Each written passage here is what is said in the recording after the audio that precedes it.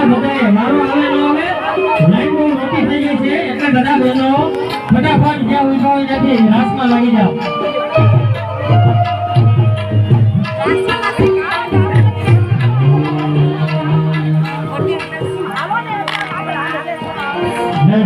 મનહરસિંહ તરફથી ભૂદેવોને સોલંકી તરફથી ભૂદેવોને 1100 રૂપિયા વસંત પૂજામાં અર્પણ કરવામાં આવે છે. ખૂબ ખૂબ આભાર. બાબા બજરંગદાસ મોજ કરાવ્યો.